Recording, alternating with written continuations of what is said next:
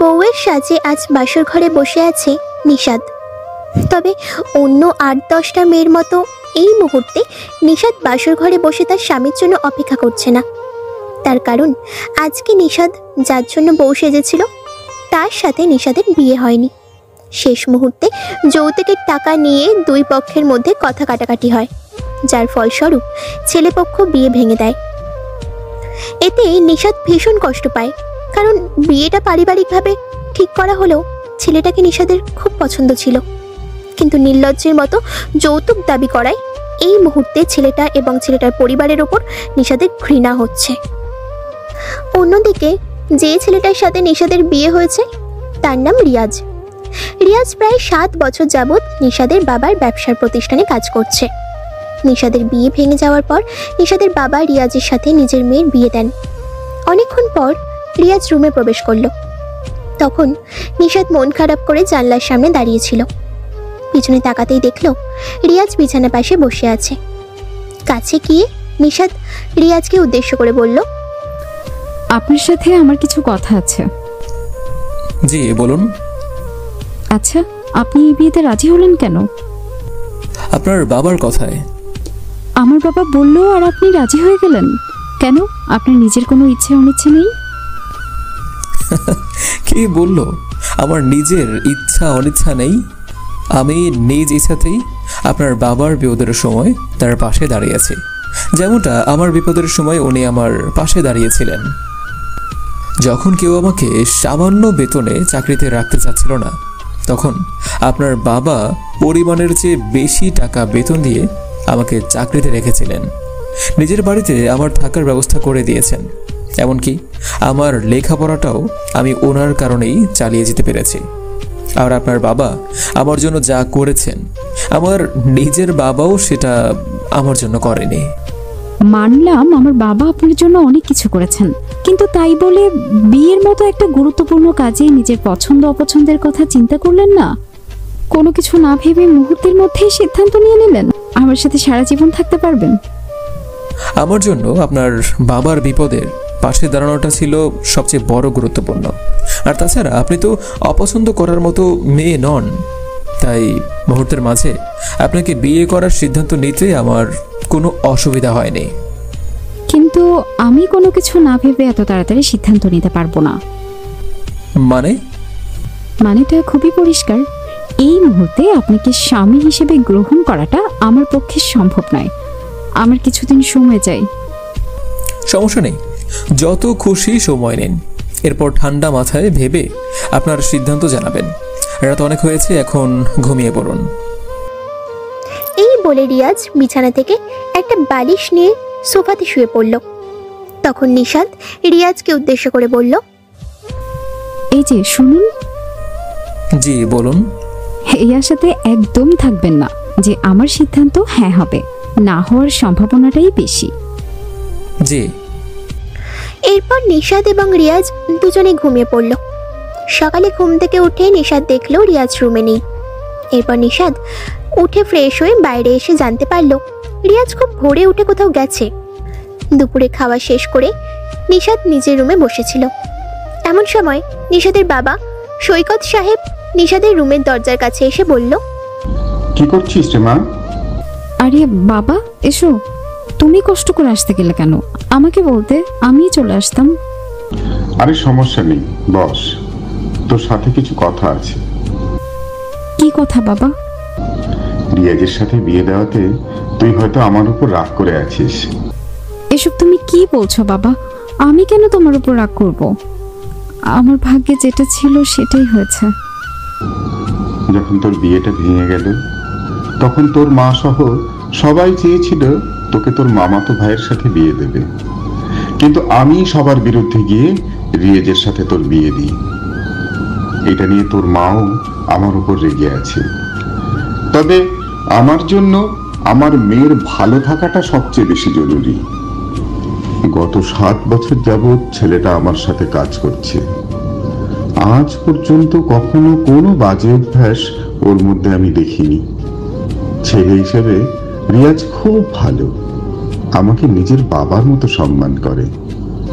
শুধুমাত্র আমার কথা রাখার জন্য ও এই বিয়েতে রাজি হয়েছে। আমার পুরো বিশ্বাস রিয়াজের সাথে তুই খুব সুখে থাকবি।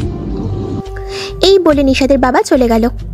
রাতে রিয়াজ বাসায় ফেরার পর নিশাদ রিয়াজকে বলল, সারাদিন কোথায় ছিলেন? একটা কাজে শহরের বাইরে গিয়েছিলাম। যাওয়ার আগে আমাকে তো অন্তত একবার বলে যাবেন। কেন, কি হয়েছে? গতকাল আমাদের বিয়ে হয়েছে, বাসা ভর্তি মেহমান, সবাই এসে আমার কাছে আপনার কথা জিজ্ঞেস করছে যে আপনি কোথায়, অথচ আমি জানি না আপনি কোথায়। আপনি ঘুমিয়েছিলেন, তাই বিরক্ত করেনি। আর বেশি দরকার হলে আমাকে ফোন করতেন। আমার বইয়ে গেছে আপনাকে ফোন করতে। এখন তাড়াতাড়ি ফ্রেশ হয়ে খেতে আসুন। আমি বাইরে থেকে খেয়ে এসেছি। কি? আপনি বাইরে থেকে খেয়ে এসেছেন মানে? আর এদিকে যে আপনার জন্য একজন না খেয়ে বসে আছে সেটা? কি বলছেন? আঙ্কেল এখনো খাবার খায়নি? বাবা আপনার জন্য খাবার না খেয়ে বসে থাকতে যাবে কোন দুঃখে? তাহলে? এই বলে রিয়াজ নিশাদের দিকে তাকালো এবং বুঝতে পারল যে নিশাদ এখনো খাবার খায়নি। রিয়াজ নিশাদকে জিজ্ঞেস করলো, আপনি এখনো খাবার খাননি? সেটা জেনে আপনি কি করবেন? আপনি খেয়েছেন না, এবার ফ্রেশ হয়ে শুয়ে পড়ুন। এই বলে নিশাদ রুম থেকে বেরিয়ে গেল। রিয়াজ ফ্রেশ হয়ে এসে দেখলো নিশাদ বিছানায় শুয়ে আছে। রিয়াজ বুঝতে পারল নিশাদ রাগ করে না খেয়ে শুয়ে পড়েছে। এরপর রিয়াজ প্লেটে করে খাবার নিয়ে আসলো এবং নিশাদকে ডেকে বলল, খাবারটা খেয়ে নিন। আমি খাবো না। রাতের বেলা না খেয়ে ঘুমাতে নেই, শরীর খারাপ করবে। আমার শরীর খারাপ করলে তাতে কার কি? আশ্চর্য, গতকাল আপনি না বললেন আমাকে স্বামী হিসেবে মানতে পারবেন কি না এটার জন্য আপনাকে ভাবতে হবে এবং এর জন্য আপনার কিছুদিন সময় লাগবে, অথচ একদিনের মধ্যে আমাকে স্বামী হিসেবে মেনে নিলেন। রিয়াজের কথা শুনে নিশাদ শোয়া থেকে উঠে বসলো আর বলল, মানে আমি এমনটা কখন বললাম যে আমি আপনাকে স্বামী হিসেবে মেনে নিয়েছি? মুখে বলেননি, কিন্তু আপনার আচরণের তো এমনটাই মনে হচ্ছে। মানে? এই যে একজন আদর্শ স্ত্রীর মতো না খেয়ে নিজের স্বামীর জন্য অপেক্ষা করছিলেন। আপনার ধারণা ভুল। আমি আপনার জন্য না খেয়ে থাকিনি, ওটা তো বাবা মাকে দেখানোর জন্য ছিল। ওনারা যদি দেখতো আমি আপনাকে রেখে খাবার খেয়ে ফেলেছি তাহলে এটা নিয়ে আমাকে কথা শোনাতো। ঠিক আছে, মেনে নিলাম আপনার কথা, কিন্তু এখন তো আপনার বাবা মা নেই, তাহলে এখন খাবার খাচ্ছেন না কেন? এতেই তো প্রমাণ হয় যে আমি বাইরে থেকে খেয়ে এসেছি বলে আপনি আমার উপর অভিমান করেছেন। সাধারণত মেয়েরা এসব বিষয়ে নিজের স্বামীর উপর অভিমান করে যাতে তাদের স্বামীরা আদর করে এবং তাদের অভিমান ভাঙায়। তো আপনি কি চান, এখন আমি আদর করে আপনার অভিমান ভাঙাবো? এই বলে রিয়াজ নিশাদের কিছুটা কাছে গেল। তখন নিশাদ বলল, এই একদম আমার কাছে আসবেন না বলে দিলাম। আরে কাছে না আসলে অভিমান ভাঙাবো কি করে? আমি আপনার উপর অভিমান করিনি। তাহলে খাবার খাচ্ছেন না কেন? যদি এখন খাবার খান তাহলে বুঝবো আপনি অভিমান করেননি, আর যদি না খান তাহলে... এই না না না, আমি খাচ্ছি। এরপর নিশাদ লক্ষ্মী মেয়ের মতো চুপচাপ খাবার খেয়ে শুয়ে পড়ল। একদিন রিয়াজ ভার্সিটি যাওয়ার পর নিশাদ রিয়াজের ঘরটা গোছাচ্ছিল। এমন সময় নিশাদ একটা চাবি পেল। চাবিটা হাতে নিয়ে নিশাদ মনে মনে ভাবতে লাগলো যে এটা কিসের চাবি হতে পারে। নিশাদ এক এক করে সবগুলো তালা খোলার চেষ্টা করতে লাগলো, কিন্তু না, চাবিটা দিয়ে কোনো তালাই খুলছিল না। এরপর একটা সময় চাবিটা দিয়ে আলমারির ভেতরের একটা ছোট্ট ড্রয়ারের তালা খোলা যায়। ড্রয়ারটা খুলে নিশাদ দেখলো ভেতরে কয়েকটা পুরনো ছবি আর একটা ডায়েরি রাখা আছে। ছবিগুলো হাতে নিয়ে নিশাদ দেখলো এগুলো রিয়াজের ছোটবেলার ছবি এবং ছবিতে রিয়াজের সাথে রিয়াজের বাবা মাও আছে। এরপর নিশাদ ডায়েরিটা নিয়ে পড়তে শুরু করলো। আমি রিয়াজ, বাবা মায়ের একমাত্র সন্তান।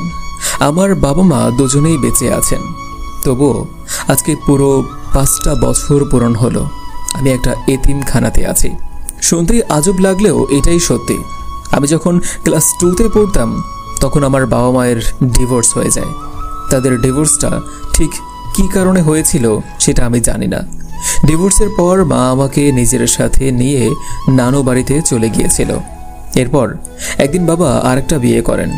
বিয়ের আগে প্রায় বাবা আমাকে তার কাছে নিয়ে রাখত, কিন্তু বিয়ের পর বাবা কখনো আমাকে আর তার সাথে নিয়ে যায়নি। কয়েকদিন পর পর ফোন করে আমার খোঁজ নিত, তবে একটা সময় সেটাও বন্ধ করে দেয়। এরপর একদিন নানু বাড়িতে কিছু লোক আসলো, বিভিন্ন ধরনের খাবার দিয়ে তাদের আপ্যায়ন করলো। সেদিন নানু বাড়ির সবাই খুব খুশি ছিল, শুধুমাত্র আমার মা কেন যেন মন মরা হয়েছিল। মেহমানরা চলে যাবার পর সেদিন রাতে মা আমাকে বুকে জড়িয়ে অনেক কেঁদেছিল। আমি বুঝতে পারছিলাম না যে মা কাঁদছে কেন। পরদিন সকালে ঘুম থেকে ওঠার পর মা আমাকে নিয়ে বাজারে যায়। তারপর আমার জন্য নতুন জামা কাপড়, নতুন জুতা, সাথে একটা লাল রঙের একটা ঘড়িও কিনে দিয়েছিল। এসব পেয়ে সেদিন আমি অনেক খুশি ছিলাম। বাড়িতে ফেরার পর মা আমাকে সেই নতুন জামা, জুতো এবং ঘড়ি পরিয়ে দেয়। এরপর নানা ভাই আমাকে নিয়ে ঘুরতে বের হয়। আমি নানা ভাইয়ের সাথে ঘুরতে যাচ্ছিলাম। কিছুটা দূর যাওয়ার পর মা দৌড়ে এসে আমাকে আবার কোলে নিয়ে কান্না করে দিল। আমি সেদিন অবাক হয়ে মায়ের দিকে তাকিয়েছিলাম। মনে মনে ভাবছিলাম যে মা এমন কেন করছে। কিছুক্ষণ পর মা আমাকে কোল থেকে নামিয়ে আমার গালে চুমু খেয়ে বলল নানা ভাইয়ের সাথে যেতে। এরপর আমি নানা ভাইয়ের সাথে ঘুরতে চলে গেলাম। কয়েক ঘন্টা পর বাসায় ফিরে সব জায়গায় মাকে খুঁজলাম, কিন্তু পেলাম না। কাঁদতে কাঁদতে সবার কাছে জিজ্ঞাসা করলাম আমার মা কোথায়। সবাই বলল আমার মা আমার জন্য সাইকেল আনতে গিয়েছে, খুব তাড়াতাড়ি আমার মা সাইকেল নিয়ে ফিরে আসবে। আমিও মায়ের ফিরে আসার অপেক্ষা করতে লাগলাম। দেখতে দেখতে প্রায় 1.5 বছর কেটে গেল। এক সকালে আমি ঘুমিয়েছিলাম, হঠাৎ অনুভব করলাম আমার মাথায় কেউ হাত বুলিয়ে দিচ্ছে। চোখ খুলতেই দেখলাম মা আমার মাথার পাশে বসে আছে। এটা দেখে আমি সাথে সাথে শোয়া থেকে উঠে মাকে জড়িয়ে ধরলাম। মাও আমাকে তার বুকে জড়িয়ে নিল। এরপর আমি মাকে জিজ্ঞেস করলাম মা কোথায় চলে গিয়েছিলে তুমি? তুমি কি জানো আমি কত কান্না করেছি তোমার জন্য? মা সেদিন আমার প্রশ্নের কোনো জবাব দেয়নি, চুপ করে শুধু চোখের পানি ঝরিয়েছিল। এরপর আমি ওই লোকটাকে দেখলাম যাকে আমি সেদিন ওই মেহমানদের সাথে দেখেছিলাম। লোকটার কোলে একটা ছোট্ট বাচ্চা ছিল। লোকটা ওই বাচ্চাটাকে মায়ের কোলে দিয়ে চলে গেল। আমি মাকে জিজ্ঞেস করলাম মা এই বাচ্চাটা কে? জবাবে মা বলেছিল ওটা নাকি আবার ছোট বোন। ওই মুহূর্তে বুঝতে না পারলেও পরবর্তীতে একটা সময় ঠিকই সবকিছু বুঝতে পেরেছিলাম। প্রথম যেদিন নানা বাড়িতে মেহমান এসেছিল সেদিন আমার মায়ের বিয়ে হয়ে গিয়েছিল। পরদিন মা আমাকে ছেড়ে চলে যাবে, তাই সেই রাতে মা আমাকে তার বুকে জড়িয়ে কান্না করেছিল। 1.5 বছর পর মায়ের সাথে সেদিন যে লোকটাকে দেখেছিলাম সে ছিল মায়ের নতুন স্বামী এবং ওই ছোট্ট বাচ্চাটা তাদের সন্তান। বেশ কয়েকদিন পর একদিন দেখলাম বাড়ির সামনে একটা সাইকেল, আর এটা দেখে আমি দৌড়ে মায়ের কাছে গিয়ে বললাম মা ওই সাইকেলটা কার? জবাবে মা বলেছিল ওটা নাকি আমার। আমি তো সেদিন সাইকেল পেয়ে মহা খুশি, কিন্তু আমার এই খুশিটা নিমেষেই শেষ হয়ে গেল যখন আমি দেখলাম আমার মা আবারও আমাকে ছেড়ে চলে যাচ্ছে। আমি সাইকেল নিয়ে বাড়ি থেকে অনেকটা দূরে চলে গিয়েছিলাম। ফেরার সময় দেখলাম মা গাড়িতে করে চলে যাচ্ছে এবং সাথে ওই লোকটা। আমি পিছন থেকে মা মা বলে ডাকছিলাম, কিন্তু গাড়ির জানালা বন্ধ থাকায় সেদিন মা আমার ডাক আর শুনতে পায়নি।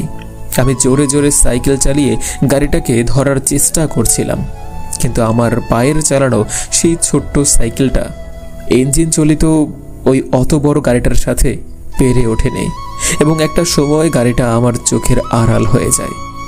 সেই বাড়ি আমার মাকে শেষবার দেখেছিলাম। এরপর আর কখনো মা নানা বাড়িতে আসেননি। কয়েক বছর পর নানা ভাইও অনেক অসুস্থ হয়ে গেলেন। নানা ভাই অসুস্থ হবার পর আমাকে বাবার কাছে রেখে আসা হলো, কিন্তু সেখানেও আমার ঠাঁই হলো না। আমি বাড়ি আসতেই আমার সৎ মা প্রায় এটা নিয়ে বাবার সাথেই ঝগড়া করত, আর তাই একদিন বাবা আমাকে একটা বোর্ডিং স্কুলে ভর্তি করিয়ে দিল। ক্লাস 5 পর্যন্ত আমার লেখাপড়া ওই স্কুলে ভালোভাবেই হয়েছিল, কিন্তু এরপর হঠাৎ বাবা আমাকে টাকা দেওয়া বন্ধ করে দিল। এদিকে টাকা না দেওয়াতেই আমাকে স্কুল থেকে বের করে দেয়। নানা বাড়ি থেকে আসার সময় নানা ভাই আমাকে একটা কাগজের মধ্যে লিখে আমার মায়ের ফোন নাম্বারটা দিয়েছিল। হাতে 10 টাকা ছিল। এটা নিয়ে একটা দোকানে গিয়ে নাম্বারটা দেখিয়ে বললাম এই নাম্বারে ফোন করে কথা বলিয়ে দিতে। নাম্বারটা দেখে দোকানদার বলল এটা একটা বিদেশি নাম্বার, প্রতি মিনিট কথা বলতে 30 টাকা করে লাগবে। বাড়িতে গিয়ে আমি লুকিয়ে বাবার মানিব্যাগ থেকে 50 টাকার একটা নোট নিয়ে আবার সেই দোকানে গিয়ে দোকানদারকে 60 টাকা দিলাম। এরপর দোকানদার ওই নাম্বারে ফোন করলো। কয়েকবার রিং হবার পর কলটা রিসিভ হলো।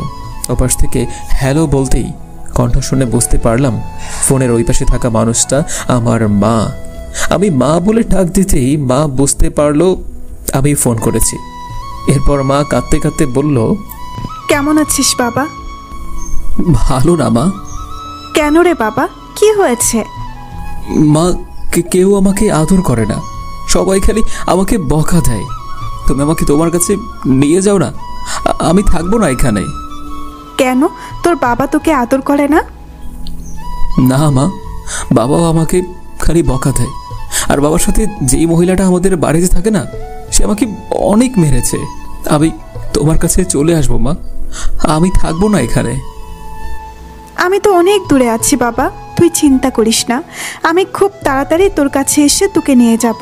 আচ্ছা, তোর সাথে এখন কে আছে? ফোনটা তার কাছে দে। এরপর আমি দোকানদারের কাছে ফোনটা দিলাম।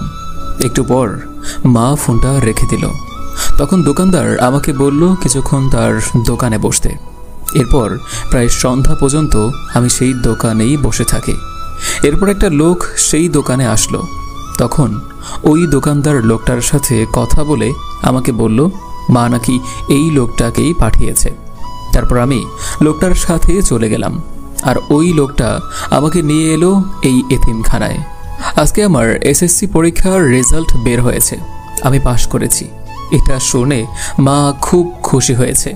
মাঝে মাঝে খুব ইচ্ছে করে মাকে দেখতে, কিন্তু আমি এবং আমার মা আমরা দুজনেই অসহায়। মা দেশে আসতে পারবে না, কারণ যার সাথে মায়ের বিয়ে হয়েছে বিদেশে যাবার পর একটা লোক পারিবারিক শত্রুতার কারণে তার পুরো পরিবারের বিরুদ্ধে মামলা করেছে, এমনকি আমার মায়ের বিরুদ্ধেও। আর আমার কাছেও এত টাকা নেই যে আমি ভিসা নিয়ে আমার মায়ের কাছে যেতে পারবো। তবে একদিন আমি ঠিকই বিদেশে আমার মায়ের কাছে যাব ইনশাআল্লাহ। এতক্ষণ ধরে নিশাদ রিয়াজের ডায়েরিটা পড়ছিল। ডায়েরিটা পড়ে নিশাদের খুব দুঃখ হচ্ছিল। ডায়েরির কয়েকটা পাতা উল্টাতেই নিশাদ দেখল সেখানে আরও কিছু লেখা আছে। তারিখটা ছিল নিশাদের বিয়ের পরের দিন। গতকাল হঠাৎ আমার বিয়ে হয়ে গেল, তাও আবার আমি যার প্রতিষ্ঠানে চাকরি করি তারই মেয়ের সাথে। আমি বিয়ে করেছি এটা জানতে পারলে মা হয়তো অনেক খুশি হতো, কিন্তু দুর্ভাগ্যবশত মাকে মনে হয় আমার এই বিয়ের কথাটা বলা হবে না, কারণ মেয়েটা আমাকে স্বামী হিসেবে মানে না। আর মানবেই বা কেন? আমি তো ওর বাবার সামান্য একজন কর্মচারী। এমন ছেলেকে কি আর নিজের স্বামী হিসেবে মানা যায়? এসব পড়ে নিশাদের নিজেকে খুব অপরাধী মনে হচ্ছিল। রিয়াজ বাসায় ফেরার পর ফ্রেশ হতে ওয়াশরুমে যাচ্ছিল। ঠিক তখনই নিশাদ রিয়াজকে বলল, এই যে শুনুন। জি বলুন। আপনার মোবাইলটা দিন তো। রিয়াজ কোনো কথা ছাড়াই নিজের মোবাইলটা আনলক করে নিশাদের হাতে দিয়ে ওয়াশরুমে চলে গেল। এরপর নিশাদ রিয়াজের ফোনে রিয়াজের মায়ের নাম্বারটা খুঁজে বের করে নিজের মোবাইলে সেভ করে রাখলো। রাতে নিশাদ রিয়াজের মায়ের নাম্বারে ফোন করলো।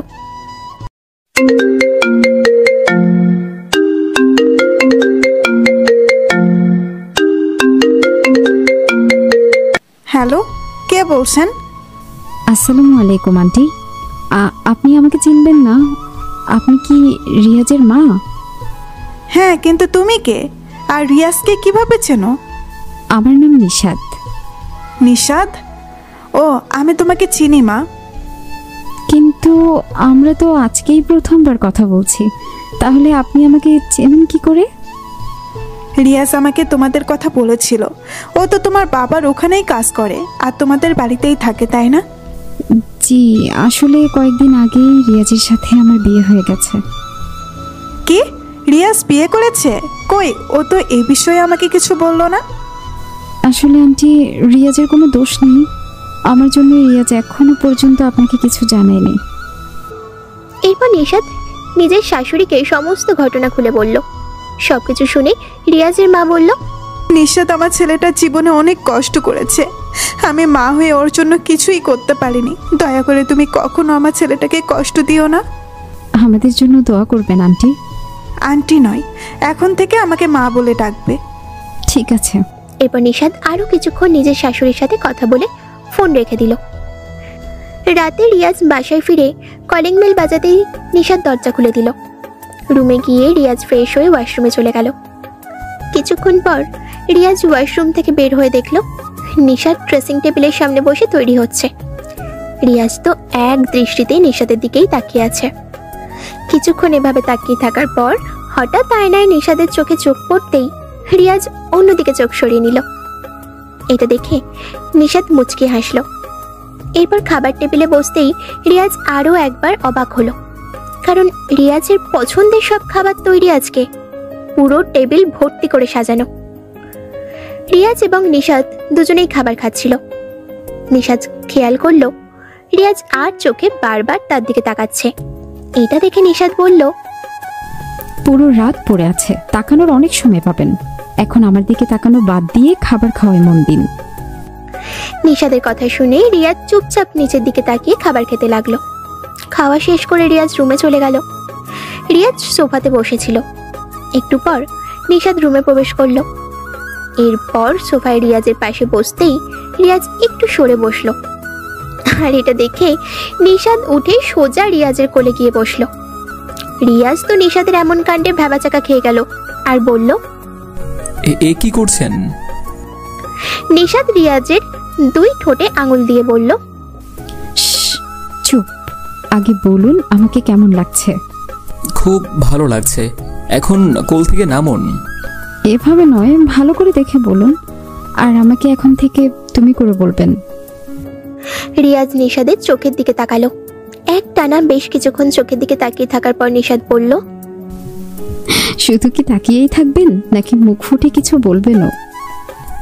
তোমার চোখ দুটো দেখে মনে হচ্ছে যে মানুষটা সর্বপ্রথম কাজল আবিষ্কার করেছিল, তার আবিষ্কারটা সার্থক হয়েছে।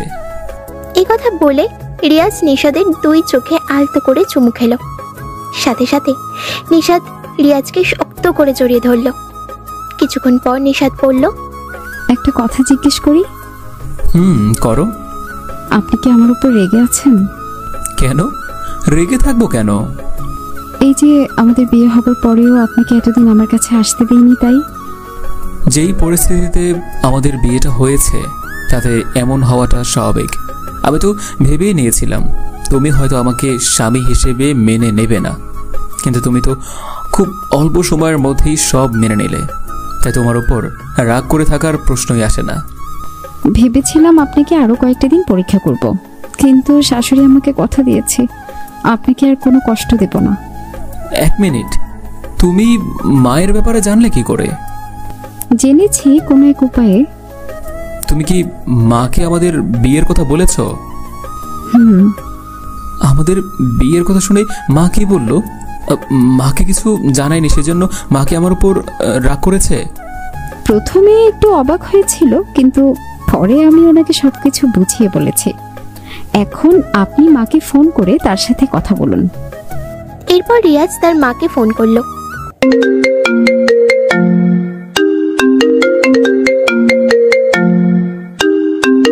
হ্যালো, কেমন আছো মা?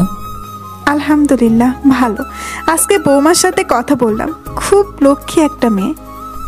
আসলে মা, আমি তোমাকে জানাতাম, কিন্তু আমি সব জানি। নিশাদ আমাকে সব কিছু বলেছে। আমি তোর উপর একটুও রাগ করিনি, বরং আমি তো অনেক খুশি। নিশাদের সাথে তোর বিয়ে হওয়াতে তোকে নিয়ে আমার যত দুশ্চিন্তা ছিল সব দূর হয়ে গেছে। আমাদের জন্য দোয়া করো মা। আমার দোয়া সবসময় তোদের সাথে আছে। তুই বৌমার কাছে ফোনটা দে। মোবাইল স্পিকারে রাখা আছে, তুমি বলো, ও শুনছে। মা নিশাদ, তুই আমার ছেলেটার খেয়াল রাখিস, আর ও যদি তোকে কষ্ট দেয় তাহলে সোজা আমাকে বলবি। শাশুড়ির কথা শুনে নিশাদ আস্তে করে রিয়াজকে বলল, শুনলেন তো মা কি বলল? শুনেছি। ঠিক আছে মা, আপনিও নিজের খেয়াল রাখবেন। জানিস মা, আমার খুব ইচ্ছে করছে তোদের দেখতে, অথচ আমার ভাগ্যটা দেখ, ইচ্ছা থাকলেও তোদেরকে দেখতে পাচ্ছি না। জানি না মরার আগে তোদেরকে দেখার ইচ্ছাটা পূরণ হবে কিনা। এমন করে বলবেন না মা, আমরা যত তাড়াতাড়ি সম্ভব আপনার সাথে দেখা করতে আসব। যদি খালি হাতে দেখা করতে আসিস তাহলে কিন্তু আমি তোদের সাথে দেখা করব না। ঠিক আছে মা, আপনি বলুন আপনার জন্য কি নিয়ে আসব। আসার সময় আমার জন্য নাতি নাতনি নিয়ে আসবি। কথাটা শুনে নিশাদ লজ্জায় ফোন কেটে দৌড়ে পালাচ্ছিল। এমন সময় রিয়াজ নিশাদের হাতটা ধরে ফেলল এবং এক টানে নিজের বুকে জড়িয়ে নিল আর বলল, শুনলে তো মা কি বলল? ধ্যাত, আমি কিছু শুনিনি। মিথ্যা বলে কোনো লাভ নেই। আমাদের পাঠক পাঠিকারা সবাই শুনেছে। দেখছো না সবাই কেমন মুস্কি মুস্কি হাসতে আছে? এই যে পাঠক পাঠিকারা, হাসা বন্ধ করে এবার সবাই সবার কাজে যান। তবে যাবার আগে অবশ্যই কমেন্ট করে জানাবেন গল্পটা আপনাদের কাছে কেমন লেগেছে। ধন্যবাদ সবাইকে।